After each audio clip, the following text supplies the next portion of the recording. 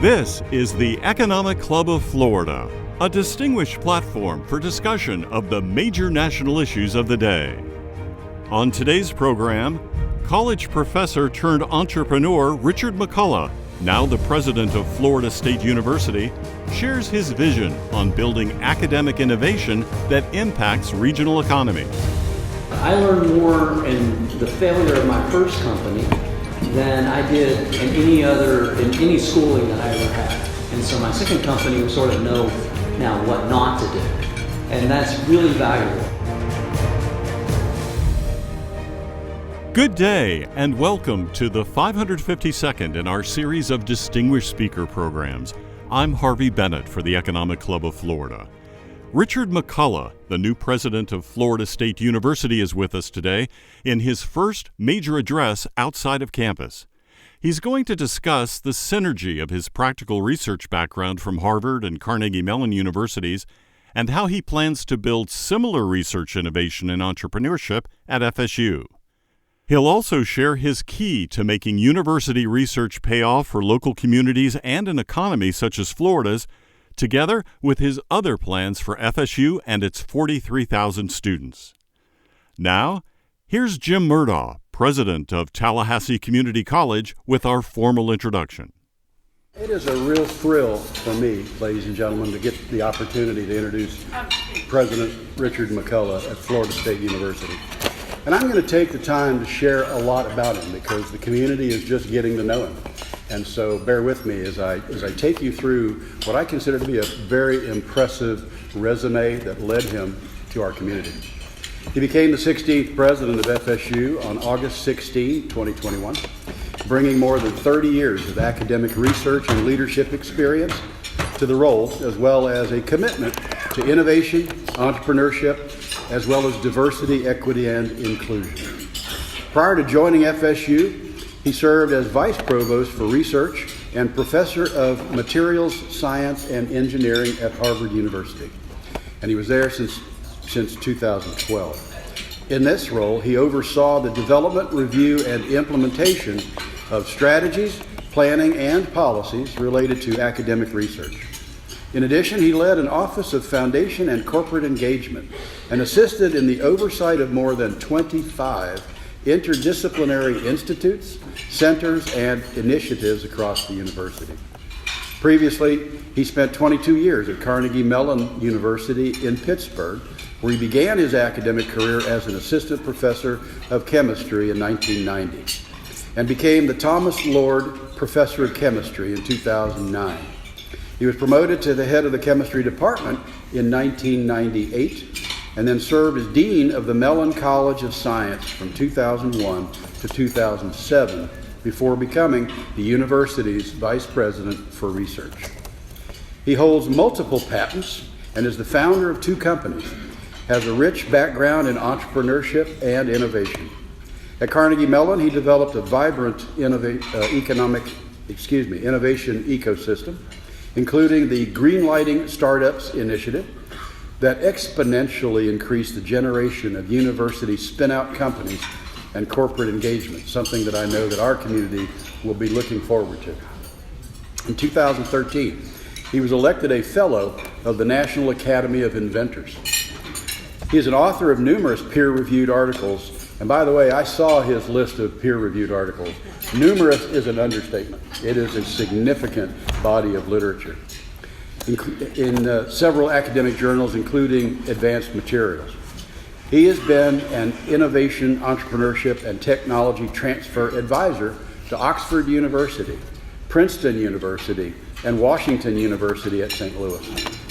A first-generation college student from Mesquite, Texas, he attended Eastfield Community College, so he has a very special place in my heart, before earning a bachelor's degree in chemistry from the University of Texas in Dallas in 1982 and a doctoral degree in organic chemistry from Johns Hopkins University in 1988. He also spent 2 years as a postdoctoral fellow at Columbia University in New York. He and his wife, Dr. Jay Vartikar, have 2 children and 2 granddaughters, and I can tell you I've had the opportunity to speak with him, and we are so fortunate to have him at the helm as the next current president of Florida State University. Please, let's give him a warm welcome.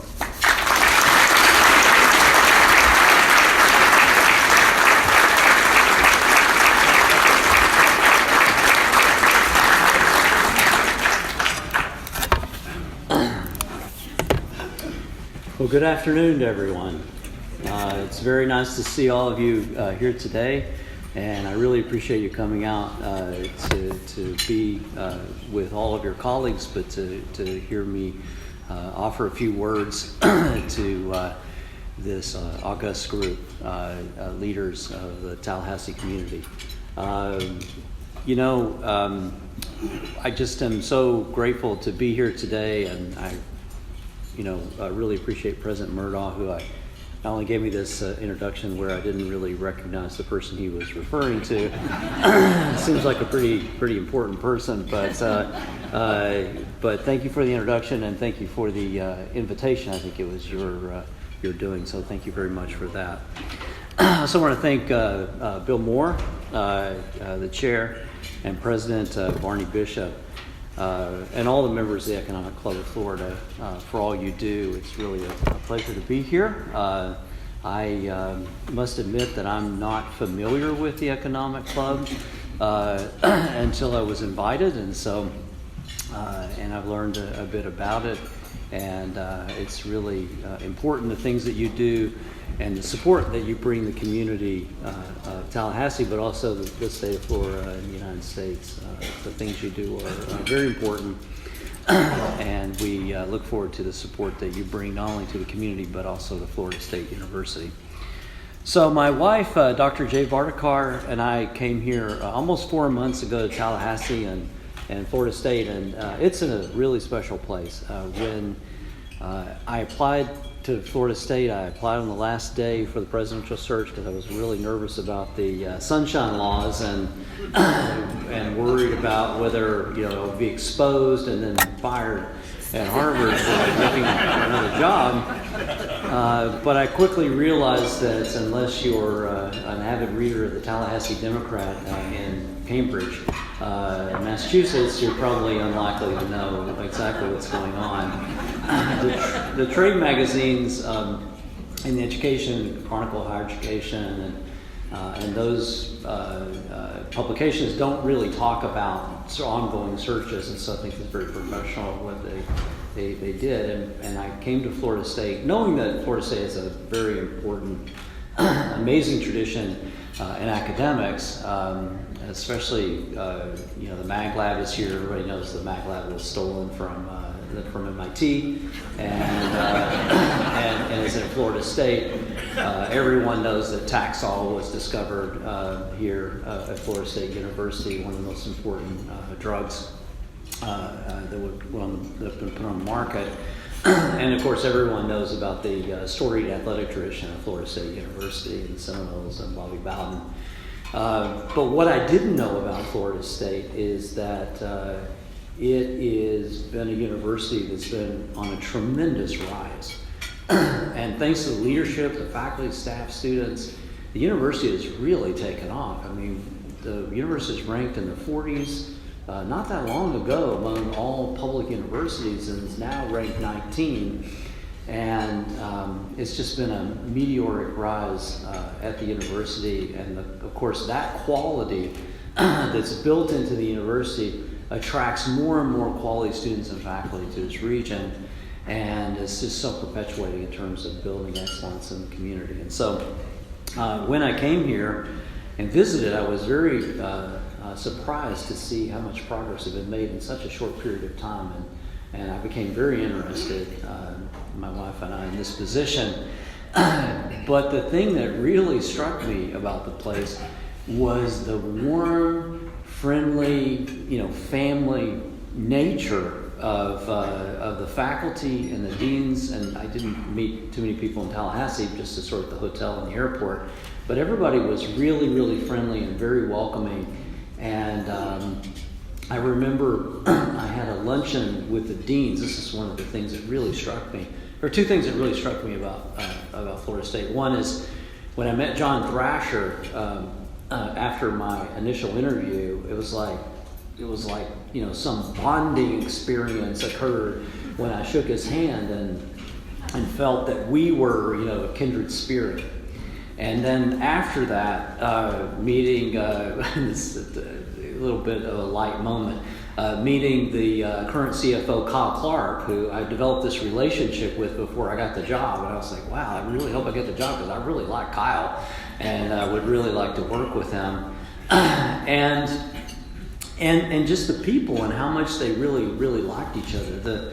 I remember I had a luncheon with the deans in my interview, and the deans all got along with each other, and I thought, wow, this is, I know this is a great acting school, but this was really quite something to see deans that get along with each other. That can't be real, but it was, and people love Florida State University, and the students love Florida State University. I've met so many students, and everyone that I meet, they all say, what do you think of Florida State? Oh, we love it.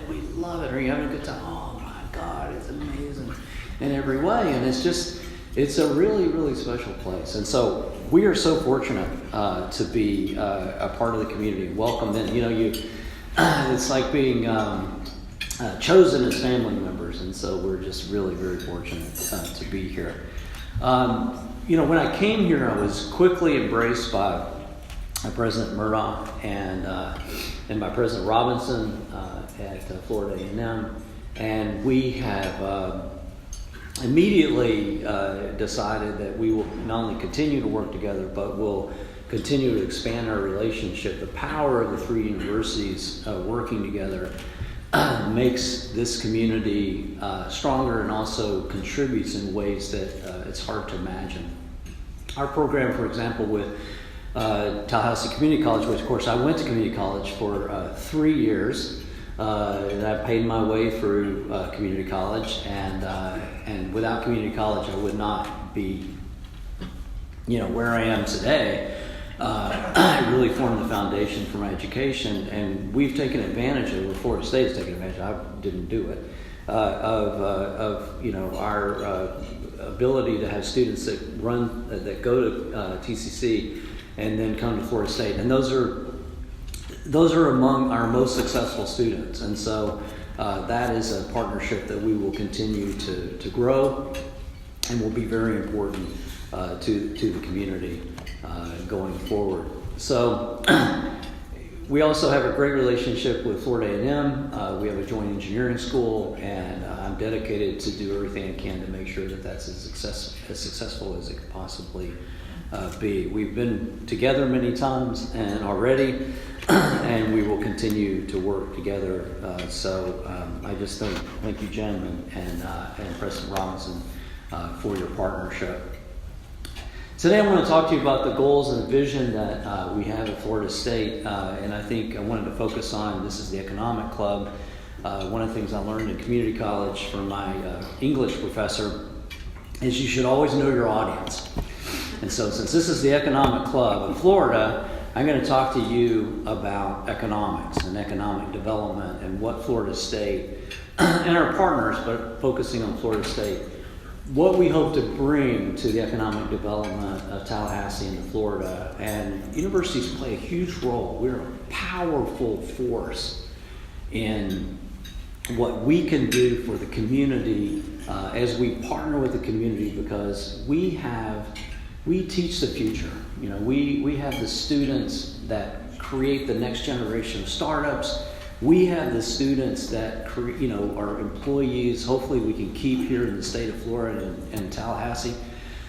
So we have an influence in a way that's oversized in what we do. Of course, we're not the only thing in town, and we're not the only thing in Florida, but we do play a very large role in the impact. And in my role, I hope to bring my experience to encourage increases in research dollars and research expenditures, and building an entrepreneurial culture at Florida State University. And I'm going to talk in detail about what my dream would be for the region.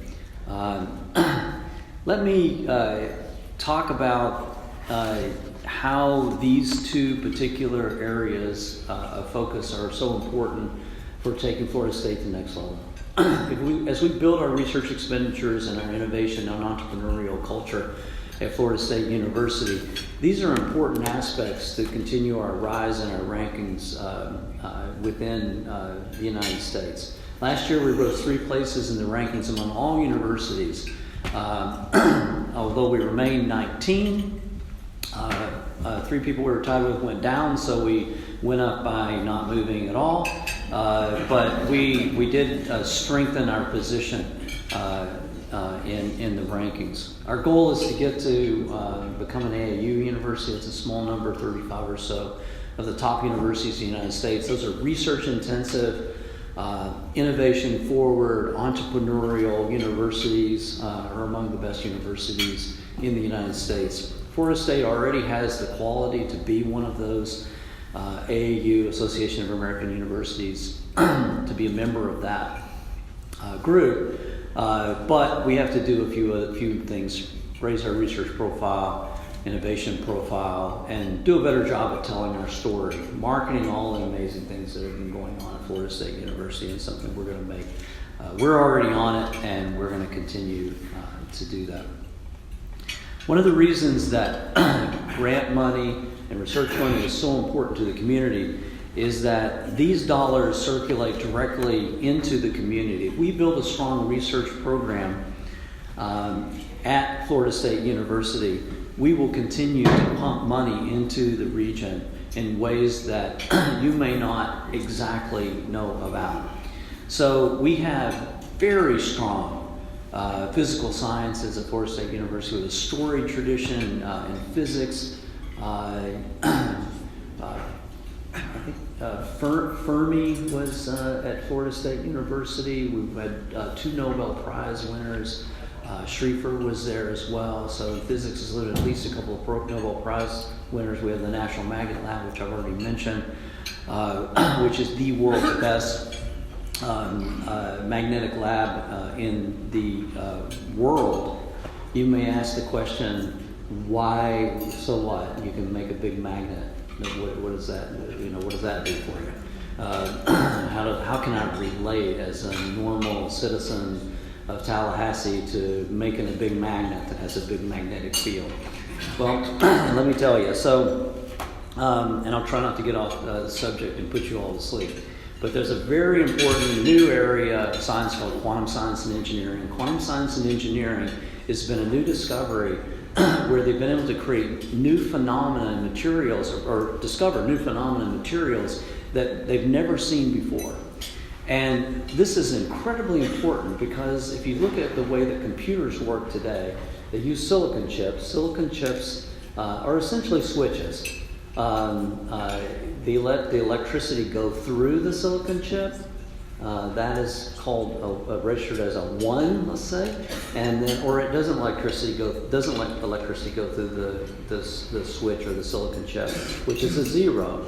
And that's the way that information is stored and computers work, is whether these silicon transistors are called, but they're switches.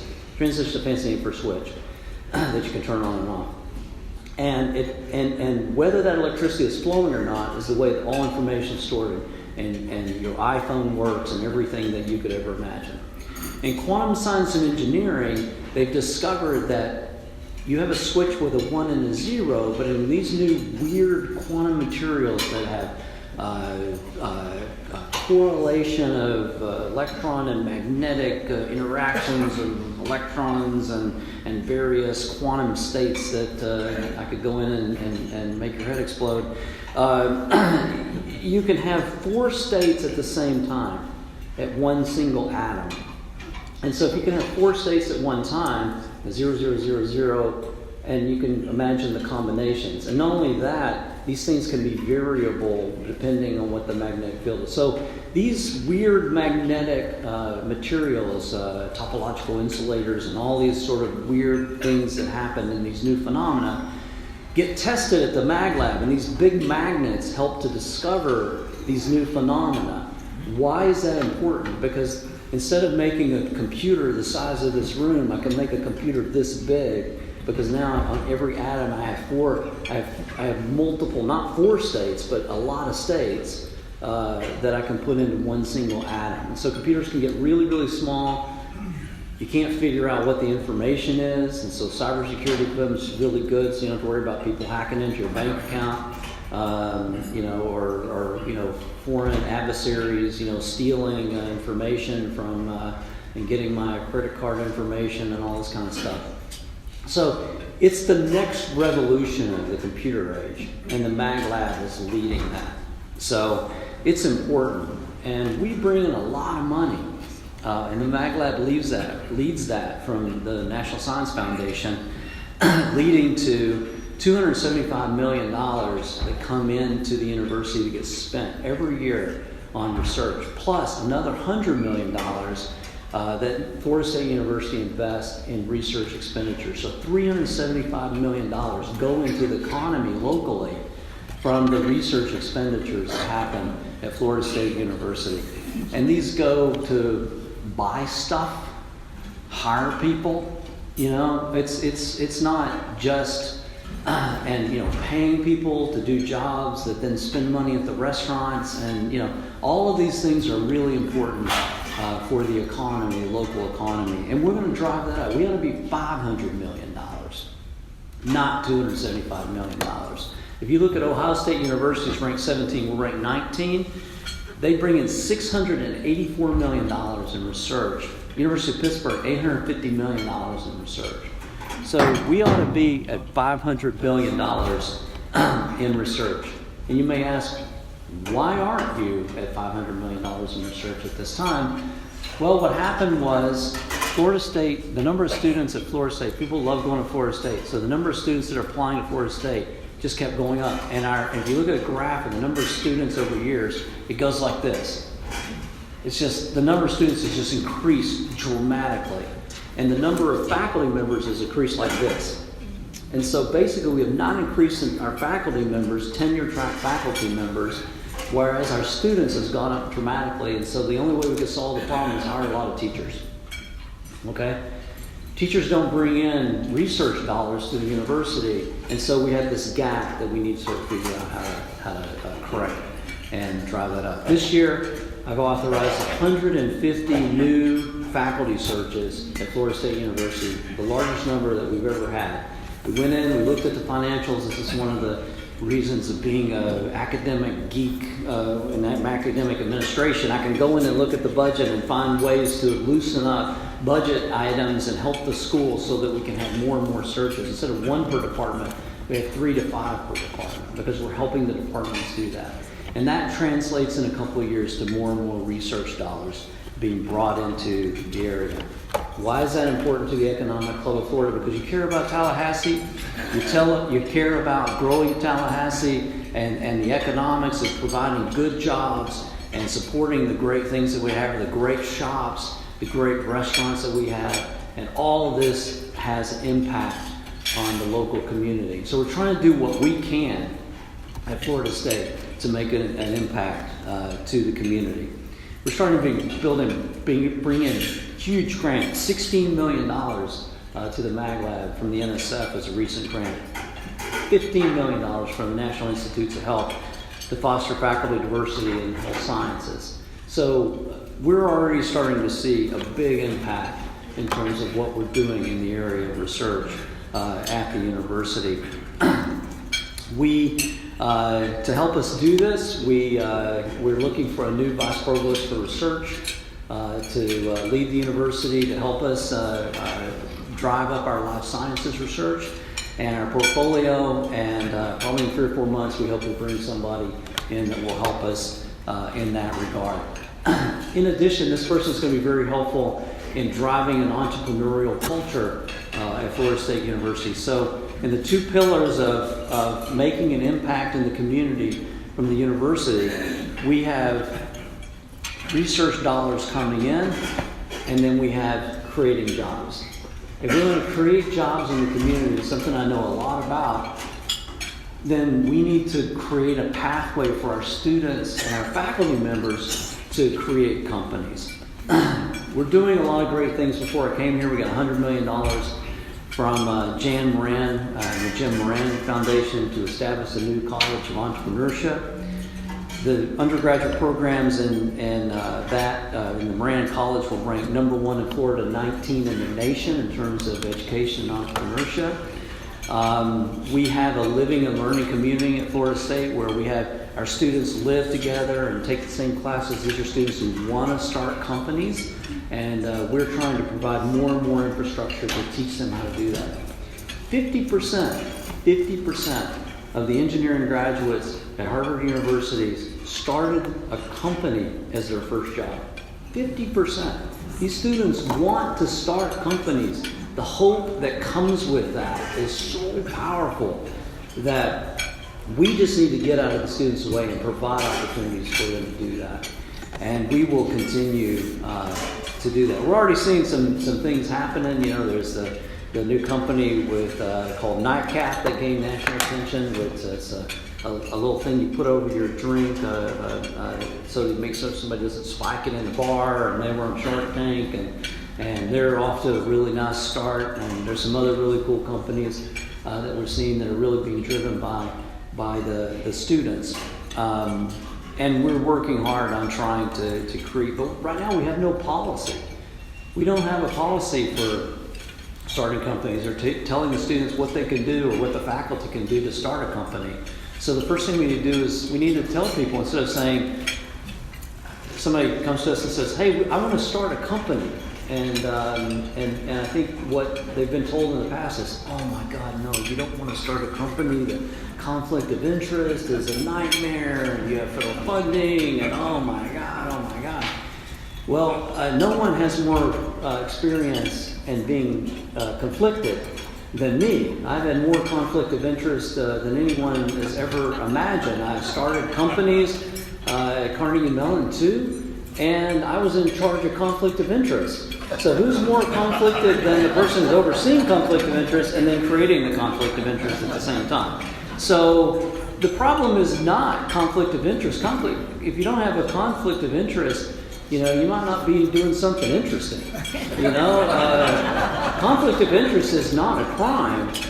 What's a crime is acting on the conflict of interest and doing things to benefit yourself. If you have a conflict, that's not a problem. You just need to make sure you're not acting on those conflicts of interest. And so we need to set all that up so everybody sort of understands, you know, what the parameters look like. And we're working on that. Right now we create about 2 startup companies a year at Florida State University. That's very familiar to the university I came from, where when I came in and took this over, we started 2 companies a year at that university. And so we work really hard on the policy and encouraging everybody and providing pathways to teach people, you know, how to start companies. And we created a program called Olympus, which was a great program. And it was completely inspired by me starting a company. And you'll think I'm bragging on myself, but I'll get to the real story in a second. So when I was at Carnegie-Mellon, I started a company called Plextronics. And I started it because I had a graduate student who wasn't working very hard. And he was very interested in business. He said, hey, why don't we start a company? Because I thought this was motivate him to start working harder. Hopefully this is not being recorded.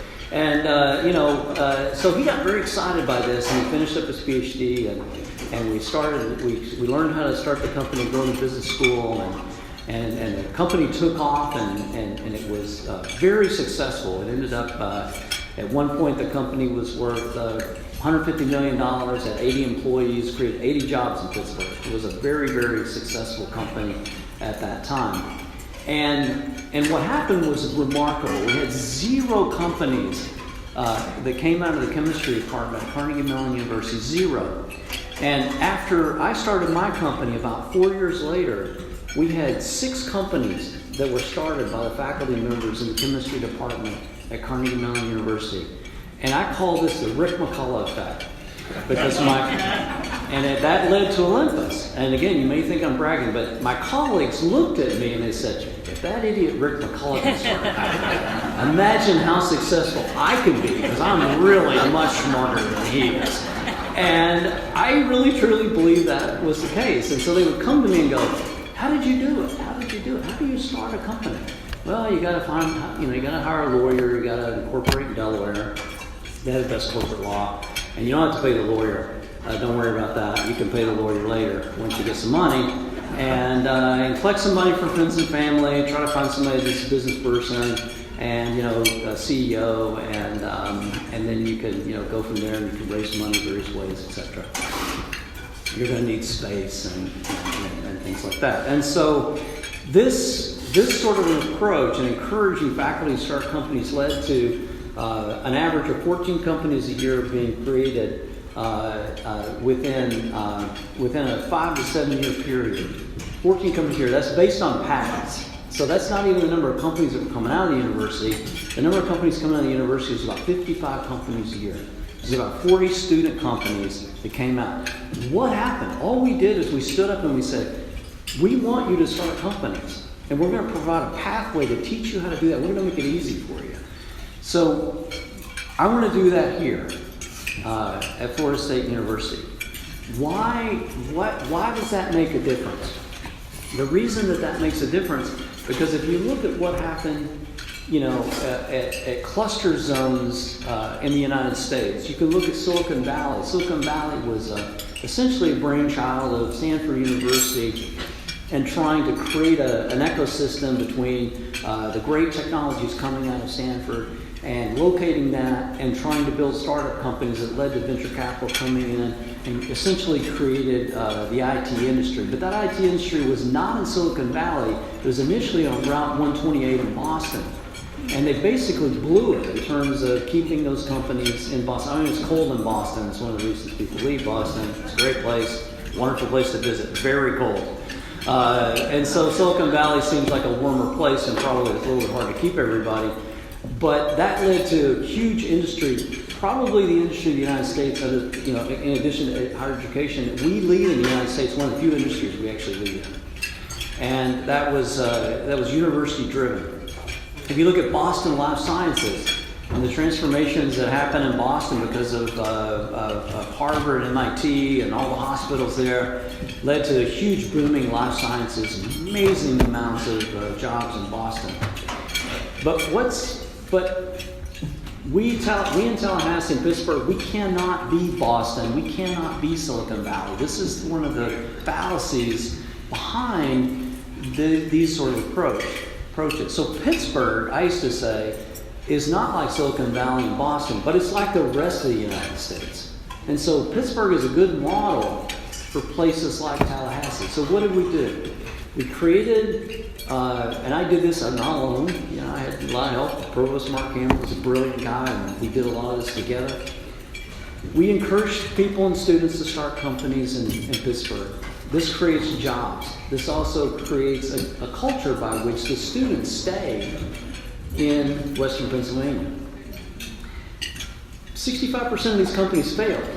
65%. But it doesn't really matter because that failure is a learning experience that helps you in your next company. I learned more in the failure of my first company than I did in any schooling that I ever had. And so my second company, we sort of know now what not to do. And that's really valuable. And that's one of the secrets to Silicon Valley is failure is not considered a failure. It's considered experience and helps you go forward. So we did that and we created these companies and all these companies started being created and big companies started saying, something's going on. Something is going on in Western Pennsylvania and we need to figure out what's going on because these new innovations and technologies are being created there and we need to be near that. And that led to company attraction. Google, Uber, GM, Intel, Disney, all of these companies moved to Western Pennsylvania, which led to, solid jobs in the region and helped to make an impact on the region there. And that's one of the things that I think we could do, Florida State can do here in Tallahassee, is to encourage startup companies We have challenges, the talent, getting the talent, management talent to come live in Tallahassee will be a challenge. Bringing capital to Tallahassee will be a challenge. But the spirit of the students and the faculty is not to be underestimated.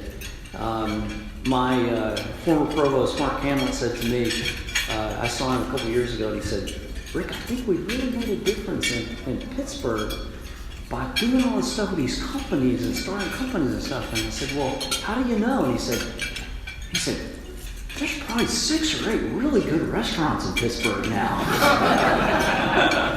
So he really felt that it really had an impact. And we can do that here in Tallahassee. The question is, what should we do? What should we do? We're probably not going to do biotech. We're probably, maybe we could do IT, because that's sort of location agnostic. I think GovTech is an area that makes a lot of sense for us, and Lawton and I have had a conversation about that. And, I've talked to people on the Hill and various people in the governor's office, and they think there's a huge opportunity for us, as some people say government is not up to date on their sort of systems, and some people say government wastes money and things like that. So I think there may be an opportunity for us to do. When I talk to some legislators, they're like, "Oh my God, there is so much low-hanging fruit here in this area. We would love it if that's an area that you think about." So it's an area we'll think about strategically. We'll continue to think about what makes sense for Tallahassee going forward. But it is something that we plan to do, and I'm very excited about. And I need a little time. I wish there were 48 hours in the day. There's so much to do, but we're on the case. We also bring a lot of direct revenue to this to the region through athletics and sports tourism. I don't know if you've been to Doak Campbell Stadium, but to see 80-something thousand people rocking the stadium is really tremendous, and the number of people that come from the outside makes a tremendous difference to the local economy, and the amount of money that we bring in on game day here, from hotels to food to everything. And it's a really important aspect of the contributions economically to the city. We have an operating budget at Florida State University of $2.2 billion. That's a couple of times bigger than the city budget and larger than 75 foreign countries. So we have an outsized role in contributing to the community, and we're very proud of that. But we're not only contributing to the community, we are a part of the community, and we expect that to continue to make impact. What are we missing? We're missing a Nordstrom's. My wife would tell me. But we're we need an airport that could be supported. That's a very difficult one. We did that in Pittsburgh, and I would say that it was not successful because you have to have the traffic to get people in and out. We need to continue to help TMH and our local hospitals to provide really world-class health care. They already provide great health care, but we think at Florida State University we can help to continue to increase the quality of health care in the region, and I'm dedicated to doing that. We've already started conversations about how we as Florida State might be helpful to attract more and more physician scientists and outstanding physicians to the region. So we're dedicated to doing that as part of our contribution. We also want to do what we can in terms of the student populations. Our student retention is extremely high. Our product we're really research and education. That's really our mission. We're research education, and that's what we really focus on. I talked about the research in terms of education. We continue to make strides in education. Our graduation rates are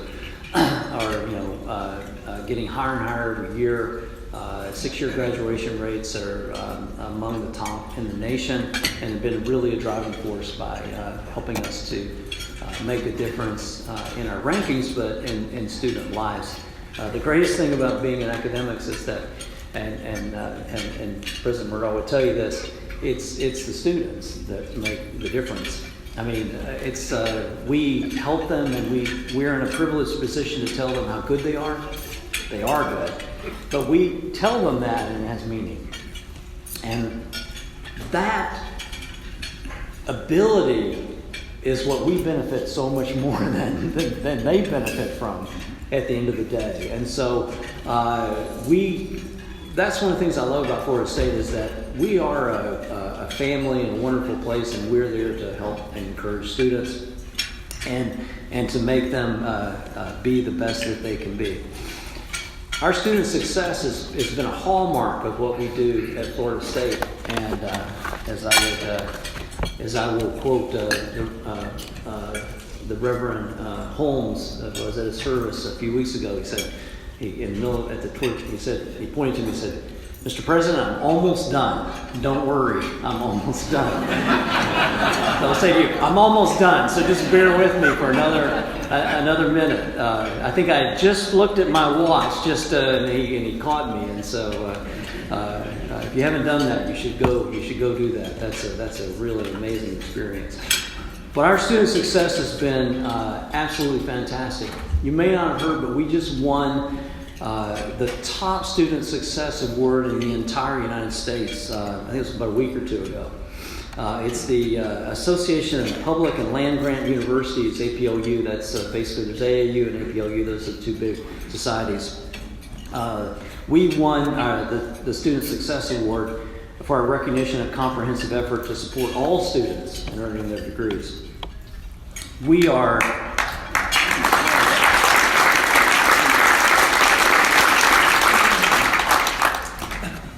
very, very proud. We've been out some pretty good places, and this is really an achievement at the highest level. So luckily I'm the president, so I get to take some credit for it, although I've only been here for 4 months or something. So, but I'm very proud to be associated with that.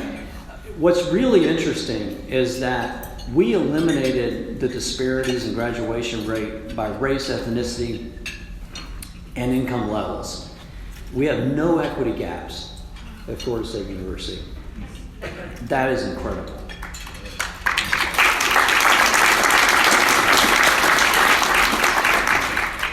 All the success creates a big problem for us, though. We had a 75% increase in the number of applications to Florida State University this year. We have more applications than you could ever imagine, which of course will drive up our selectivity, but to be in a room and try to make a decision about what amazing person that we would invite to be part of the Florida State family is very difficult, and we will continue to do our best, but it does create challenges for us as we continue to build, one of the most diverse and successful pipelines in Florida and in the United States. We can't do it alone. It's people like all of you that make such a difference in supporting us in so many ways, with your time, with your philanthropy, with your support. We really appreciate it very much. We're very fortunate to work with lawmakers, local, state, federal lawmakers, to provide support to the university. They've been very generous to us, and we hope and expect that they will continue to be very generous as they support this great university. One of the goals is one of the reasons the state needs to support us is because our tuition is among the lowest in the entire nation. And that accessibility cost of less than $7,000 a semester, or $7,000 a year, is among the lowest in the entire United States, which is great. That provides access for people like me who couldn't afford to go to school. But it also means that it's hard to pay the bills. As business people, that becomes a challenge. So that is one of the challenges that we have going forward. But we circle the square by bringing in more money from corporations and foundations and from folks like you who support us so incredibly strongly. So I hope that you will go away with and say that Florida State has tremendous momentum. We're doing a good job. The future is incredibly bright for the university. There's so many opportunities to take the university to the next level, and I'm so fortunate to be a part of that and helping to lead that. So thank you so much for listening to me for so long, and thank you so much for the invitation to come and speak with you today, and I'm happy to answer questions if that's what is the next step.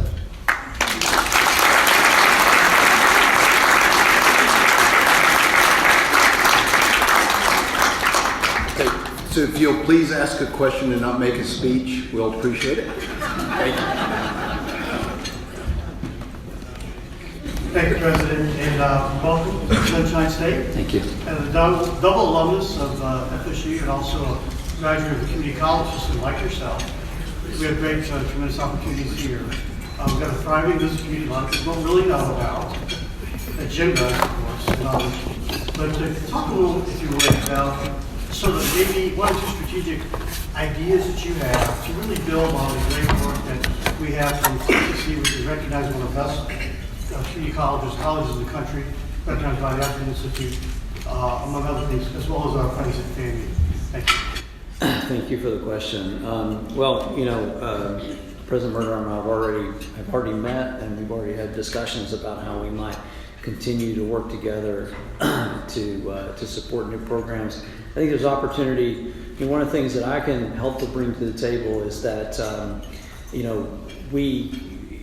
and I mean this with all peace and love, we have a power of Florida State to help bring resources to bear and help partner with places like TCC to raise money to support these kinds of programs where we would both benefit, not just Florida State University. I'm not sure we've taken it, the universities have taken advantage of that opportunity. I don't know the history, but that's something that I'd be very interested to think about going forward. We have Florida State has a lot of first generation alums, and that's one of the hallmarks of the university. So I see that as a great area of opportunity. On FAMU and engineering, I think we have a huge opportunity to bring more research dollars and to make most of the innovation, international cooperation, research and stuff usually comes out of engineering, computer science, and that's an area of great interest to me as well. President McCullough, thank you so much for an outstanding and very illuminating presentation. One of the things in Jim's introduction of you that really struck me, again, was that you were a first-generation person in your family to go to college. Will you just talk a little bit more about what the challenges that you faced as the first person in your family to go, and what impact that had on your family by you being the first to go? Okay. Thank you for the question.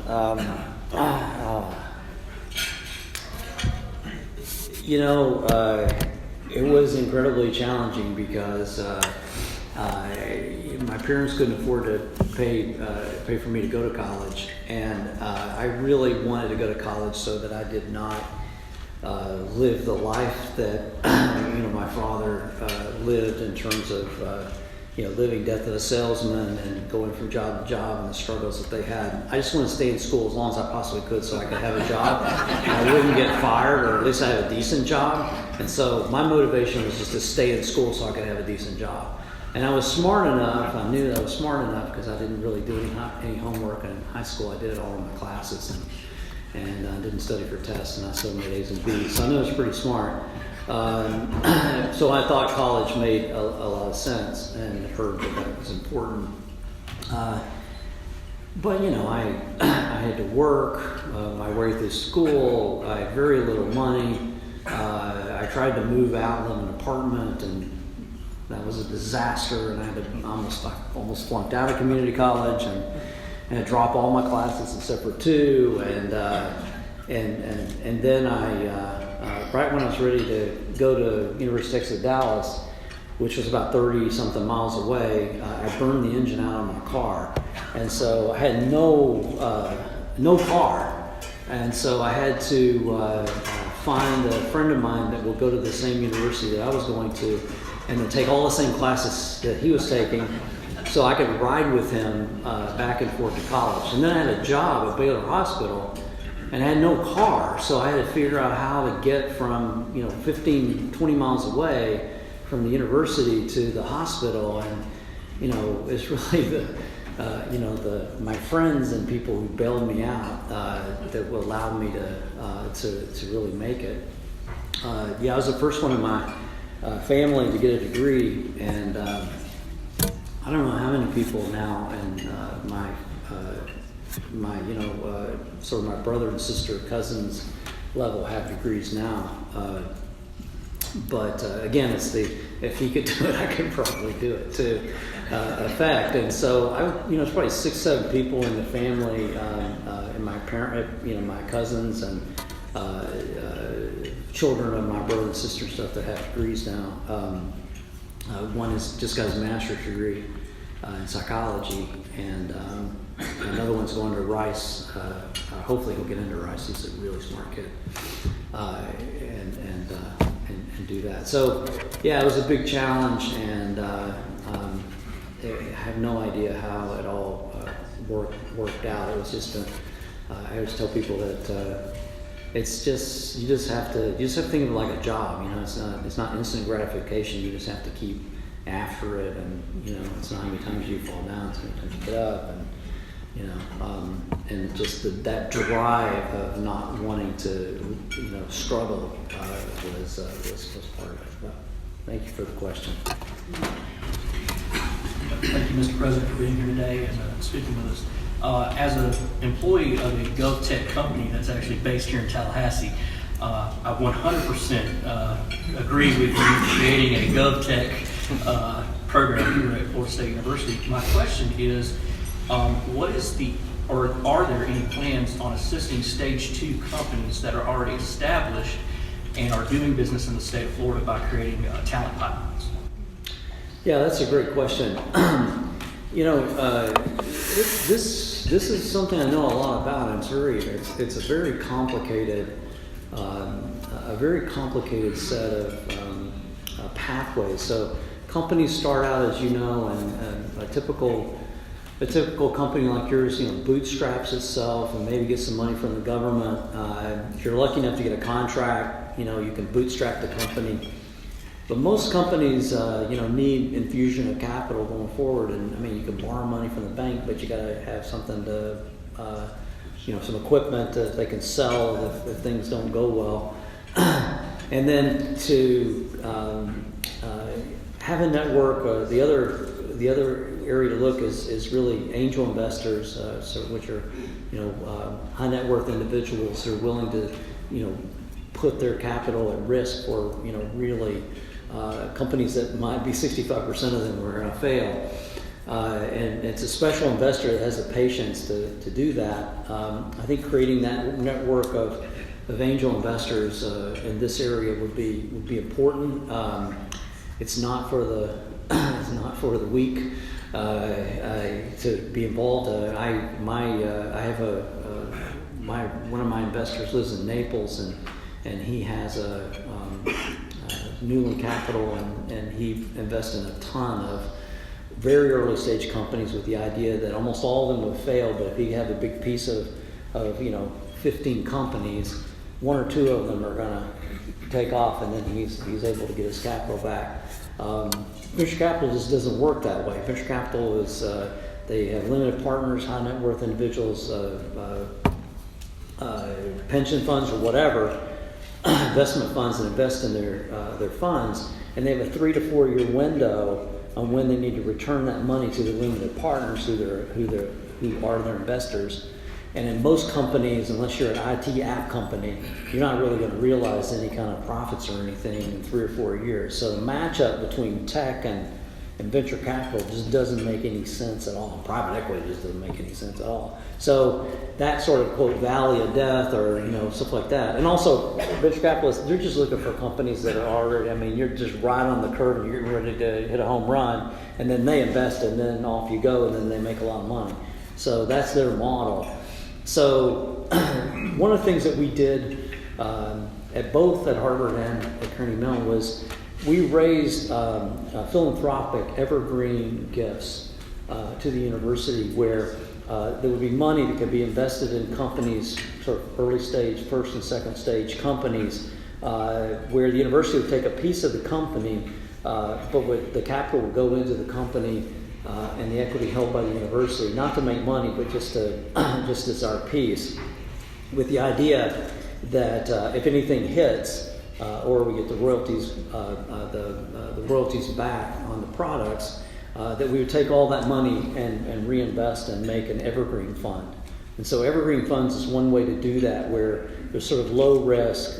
We're investing in companies that have no prayer of getting money from a venture capital company, but all about not trying to make a lot of money, but creating jobs and creating wealth and success and experience. And so that's something that I'm very interested in, and I raised a bunch of money, gifts around that sort of a concept. So something that a couple years down the road here might be something that we could think about. But other than that, it's just hard. It's just hard. It's a great question. Sorry, I probably went a little bit too long about that, but that's something I'm very interested in. Sorry. Welcome to Tallahassee, Thank Mr. you. President. Thank you for being with us today. I'm wondering what impact you think the apparently long-term trend of people working remotely and living wherever they want will have on retaining the talent pool here in Tallahassee and even keeping those student startups here as opposed to moving on to something else. Well, that's a great question. I have no idea what the answer to your question. But I can guess. I mean, first of all, I don't, as you all know, the workforce and the response of the workforce to COVID has been dramatic. A lot of people have just said, I don't really want to work. It's ridiculous. I have to work really hard. I don't make very much money. I can do other things and not be in the job that I'm in, and people have really reevaluated their life. And then also this idea of working remotely is something that is really important. Big companies, especially tech companies, have gone to allowing employees to work remotely. And so if I look at my son's generation, you'll see that people are living in New York and San Francisco and California and places like that and working remotely in San Francisco when they actually work for a company in New York, and et cetera. So I think that we could make that a benefit for Tallahassee, especially if it's around industries that make a lot of sense to be near Tallahassee. But on the other hand, if we can continue to. Tallahassee is a great place to live because there's great people here, and it's just the weather's nice. It's just a nice place. It's beautiful. There's so many great outdoor things here. So students like it. When we came here, we probably have heard 30, 40 stories of people that say, well, I came to Tallahassee for 2 years and I've been here for 40, and so I think there's, we need to take advantage of that. I come here, just come here for 2 years and work remotely, and then, maybe we'll get 40, 50% of those people will turn it into being here 20 years. So if you look at the growth curves for Tallahassee, you're on the same growth curve, we're on the same growth curve as Charlotte at this point in time. Now, that's a big leap to think about becoming Charlotte, and I know there's probably people that don't want to become Charlotte, but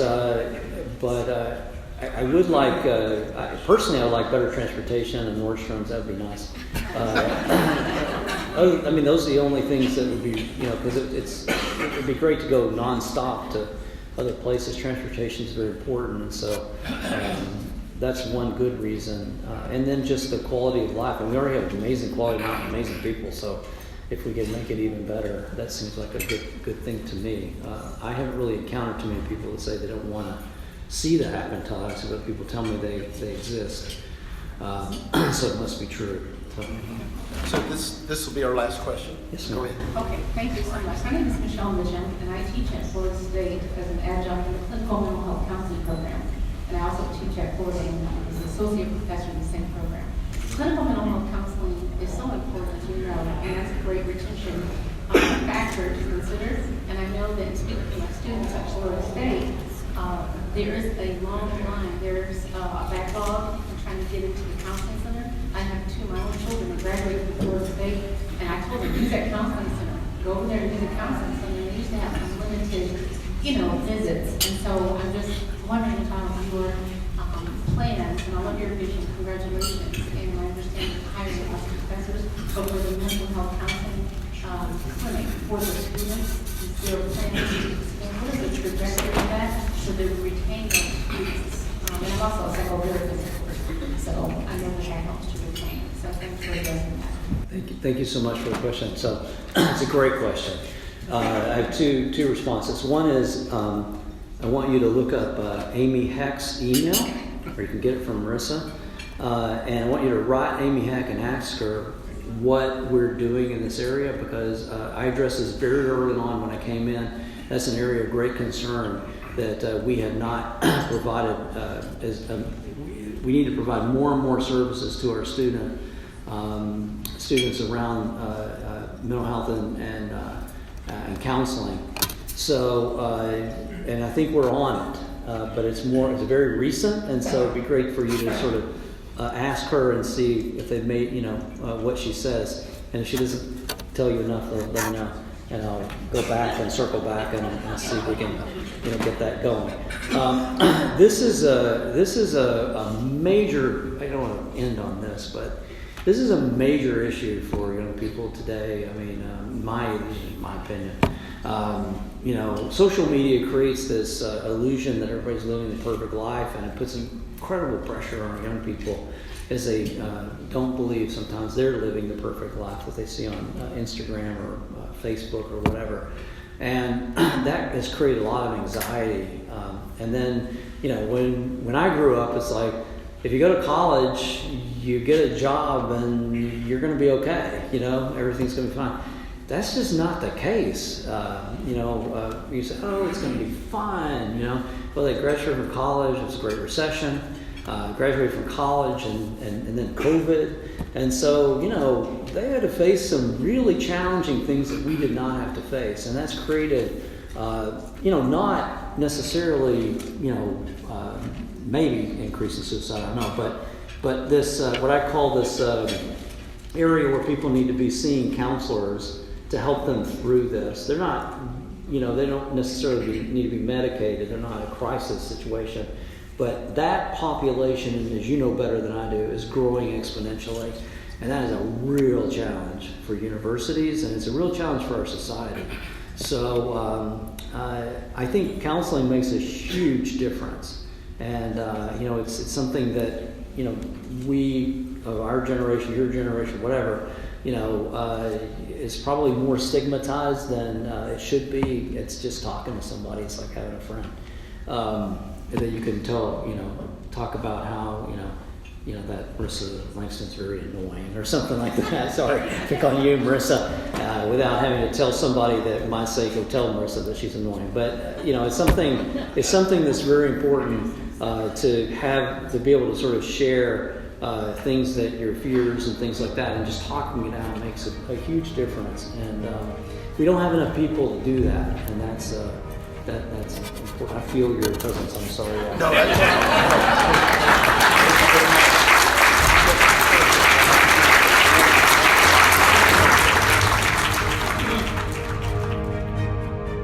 You've been listening to Richard McCullough, President of Florida State University, speaking before the Economic Club of Florida on December 1st, 2021 in Tallahassee, Florida. For more information on Florida State University, visit fsu.edu. The Economic Club of Florida promotes interest and enlightenment on important economic, political, and social issues of the day. To learn more, including how to become a member, visit our website at economic-club.com. This program was recorded at the Florida State University Club in Tallahassee, Florida.